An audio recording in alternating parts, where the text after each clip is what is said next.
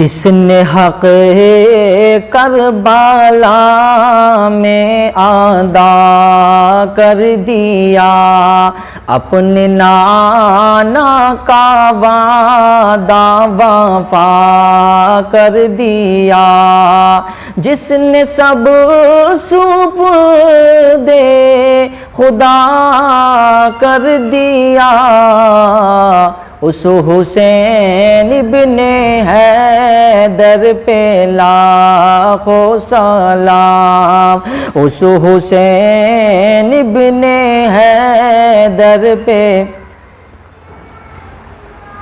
میرے عزیزو، حضرت امام حسن حسین دونوں چھوٹے بھائی ہیں، دونوں بھائیوں نے آپس میں تختیاں لکھی اور دونوں میں بحث ہونی شروع ہو گئی۔ حضرت امام حسن کہتے ہیں میری تختی اچھی ہے، حسین کہتے ہیں میری تختی اچھی ہے۔ دونوں بھائیوں میں آپس میں بحث ہوئی، ایک نے کہا کہ میری تختی اچھی ہے، دوسرے نے کہا میری تختی اچھی ہے۔ میرے عزیزو، پھر دونوں نواسے اپنے نانا جان کی بارگاہ میں حاضر ہو گئے۔ حاضر ہونے کے بعد میں عرض کرتے ہیں نانا جان، ہم نے تختیاں لکھی ہیں، آپ فیصلہ فرما دیجئے کہ کس کی تختی اچھی ہے اور کس کی تختی اچھی نہیں ہے۔ میرے عزیزو، میرے آقا صلی اللہ علیہ وسلم فیصلہ کیسے فرما سکتے تھے، کیونکہ میرے آقا تو دونوں نواسوں سے محبت کرتے ہیں۔ میرے آقا نے سوچا اگر میں ایک کی تختی اچھی بتاتا ہوں تو دوسرے کا دل دکھے گا، اگر بڑے کی بتا دی تو چھوٹے کا دل دکھے گا، چھوٹے کی بتا دی تو بڑے کا دل دکھے گا۔ اس لیے میرے آقا نے ارشاد فرمایا میرے نواسو، میرے بیٹو، تمہاری تختیوں کا فیصلہ میں نہیں بلکہ تمہارے بابا حضرت علی کریں گے۔ جاؤ تم اپنے بابا کے پاس جاؤ۔ دونوں نواسے دوڑے دوڑے گئے اپنے بابا کے پاس، عرض کرتے ہیں اے ہمارے بابا جان، ہم نے دونوں بھائیوں نے اپنے ہاتھوں سے تختیاں لکھی ہیں، آپ فیصلہ فرما دیجئے کہ کس کی تختی اچھی ہے۔ ہم نانا جان کے پاس گئے تو نانا جان نے کہہ دیا کہ تمہاری تختیوں کا فیصلہ تمہارے بابا کریں گے، کہ ہمارے بابا آپ فیصلہ فرما دیجئے کس کی تختی اچھی ہے کس کی تختی اچھی نہیں ہے۔ میرے عزیزو، حضرت علی نے بھی سوچا اگر میں بھی فیصلہ کر دوں، اگر بڑے کی بتاتا ہوں تو چھوٹے کا دل دکھے گا، اگر چھوٹے کی بتاتا ہوں تو بڑے کا دل دکھے گا۔ اس لیے حضرت علی نے بھی ارشاد فرمایا میرے بیٹو، تمہاری تختیوں کا فیصلہ میں نہیں بلکہ تمہاری ماں حضرت فاطمہ زہرا کریں گی۔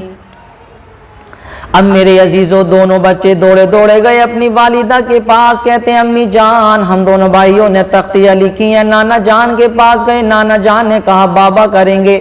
ہم اپنے والد گرامی کے پاس گئے، ہمارے بابا نے بھی کہا کہ جاؤ تم اپنی والدہ کے پاس جاؤ، تمہاری والدہ تمہاری تختیوں کا فیصلہ کریں گے۔ امی جان، اب آپ ہی فیصلہ فرما دیجئے کس کی تختی اچھی ہے۔ ہم دونوں بھائیوں نے اپنے ہاتھوں سے تختیاں لکھی ہیں۔ میرے عزیزو، حضرت فاطمہ زہرا بھی سوچتی ہیں کہ کس کی اچھی بتاؤں کس کی نہیں بتاؤں۔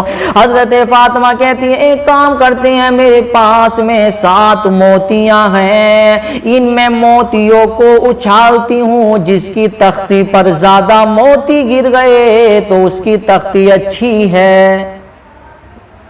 اب میرے عزیزو، حسنین کریمین کی شان دیکھو، حسنین کریمین کا مقام دیکھیے آپ۔ حضرت فاطمہ زہرا نے دونوں تختیاں اپنے سامنے رکھی اور رکھنے کے بعد آپ کے پاس میں 7 موتیاں تھے۔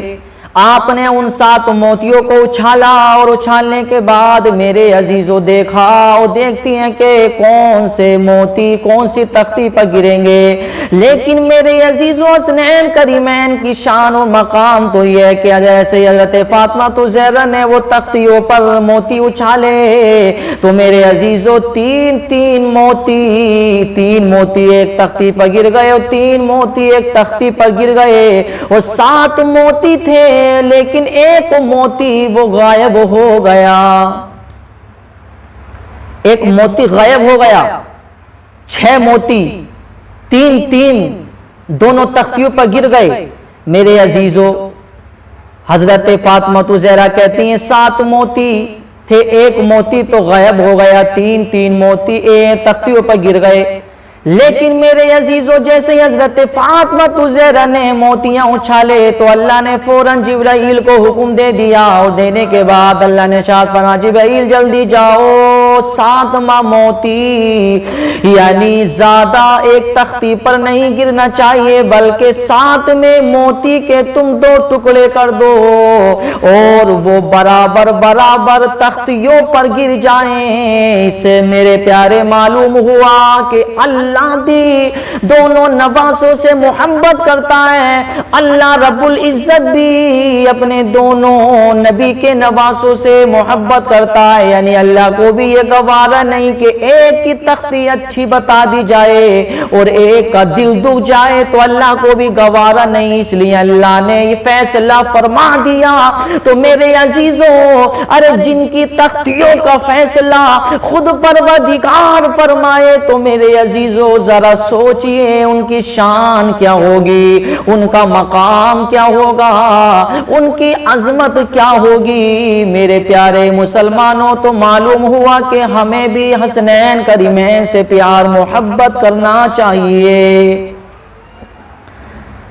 اس لیے حسنین کریمین کی شان اور مقام بڑا پیارا اور بڑی عظمت ہے ان کی کہ جس نے حق کربلا میں ادا کر دیا، اپنے نانا کا وعدہ وفا کر دیا، گھر کا گھر سب سپرد خدا کر دیا،